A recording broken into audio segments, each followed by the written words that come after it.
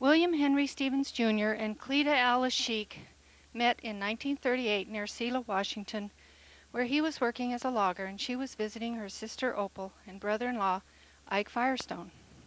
Ike and Bill were best friends, and so it was inevitable that Ike brought Bill home with him one day. That happened to be Mother's Day, so Ike brought home a box of candy each for Opal and Cleta. When Bill arrived, Cleta offered him a piece of candy, and he proceeded to eat the entire box. She must not have held that against him, as they were married 4 months later on September 17, 1938, in Ellensburg, Washington. They moved to Yakima and made their home.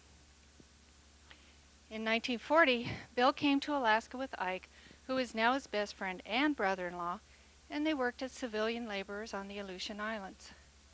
This adventure was short-lived due to the invasion of the Aleutian Islands by the Japanese and the subsequent evacuation of the islands.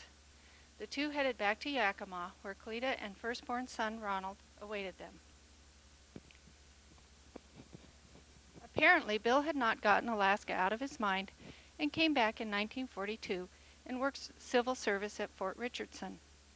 It was then that he met Reese Tatro and began to drive taxi for Reese evenings and weekends.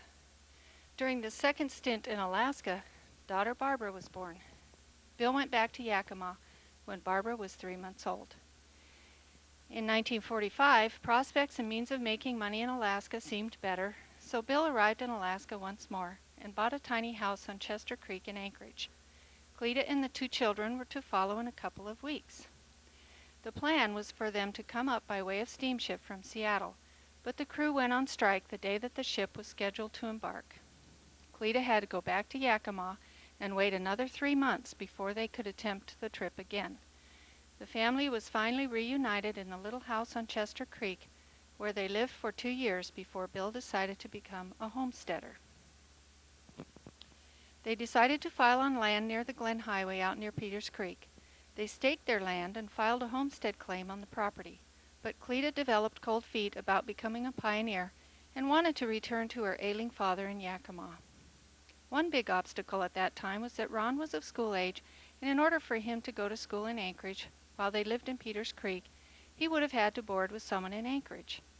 So in 1947, they turned over their homestead claim to Bud and Dolores Whaley, bought an old carryall from the Army, drove down the Alcan, and once again returned to Yakima. In 1949, Lester was born in Yakima, but Bill was getting itchy feet for Alaska again. So in the spring of 1949, Bill, his brother, and one of his brother-in-laws loaded up a truck with furniture and drove the Alcan once more. Bill rented a house on I Street in Anchorage from his friend Reese Tatro. Cleta and the 3 kids flew to Anchorage this time, and the 5-hour flight from Seattle was considered a vast improvement over the 10-day steamship route or 2 to 3 weeks navigating the Alcan. In 1950, Richard became the first of the children to be born in Alaska. This coincided closely with the time that Bill once again became interested in property out in Peters Creek. This time they purchased 15 acres at $2.50 an acre, drilled a water well, and began building a basement to live in. They finished the basement in the summer of 1952 and moved in 2 weeks after April, daughter number 2, was born. Alice Kay, daughter number 3, was born 2 years later. By the time Bill and Cleta and their 6 children were official residents of Chugiak, there were approximately 200 residents within a 15-mile radius. During the summer seasons, Bill worked as a cement mason and drove fuel trucks for a company in Anchorage. In 1954, Bill and Reese built the Dairy Delight out near the highway, and the 2 families operated the local eatery and ice cream parlor for several years. When Bill had moved Cleta out to Peters Creek to live in a basement, he had promised to have the upstairs built within a year. However, life does not always allow us to live up to our own dreams and expectations, and so it was not until 5 years later, after an extended family vacation, that they returned and were able to move into their spacious 2-story home. In 1959, Bill sold the '57 Chevy station wagon and started Peters Creek Fuel and Service.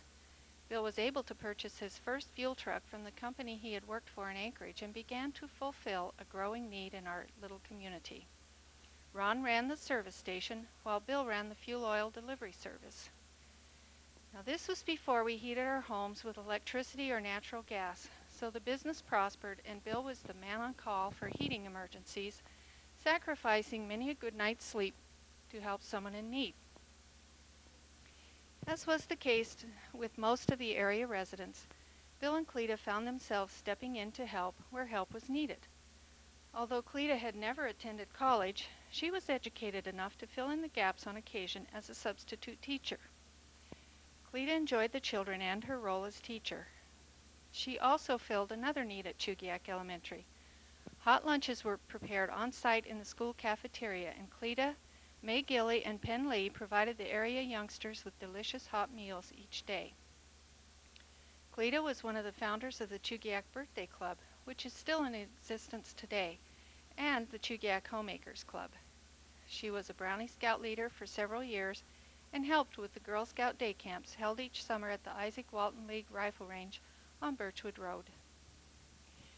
When Bill wasn't busy helping neighbors pour cement or driving fuel and pumping gas, he enjoyed hunting and fishing. He enjoyed watching the local baseball and basketball games that his sons participated in. It wasn't until the late 1960s that Bill discovered his true passion, which was golf. In the meantime, Bill bought out the other area fuel oil businesses in 1967 and moved his office to Eagle River. In 1970, he built a new office in Eagle River for Peters Creek Fuel.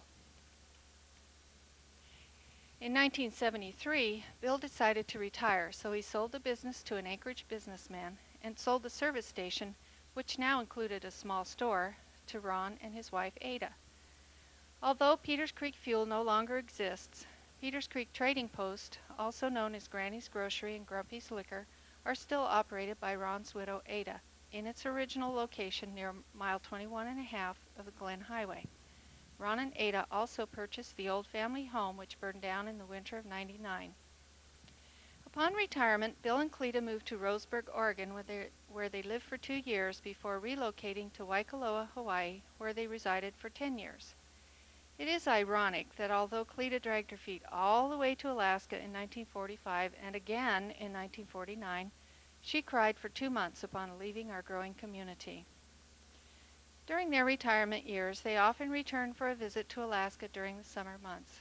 Bill spent his time on the golf courses while Cleta was busy keeping tabs on grandchildren and great-grandchildren, as well as the many friendships built over the years. They returned to the mainland in 1989 and settled in Sequim, Washington. Cleta passed away in September of 1998 at the age of 79, shortly after celebrating their 60th wedding anniversary. Bill passed away in February of 2001 at the age of 85. Although it did take them a few years and several attempts to arrive in our community, this energetic and enterprising couple spent the best years of their lives improving our rural way of life and providing services desperately needed.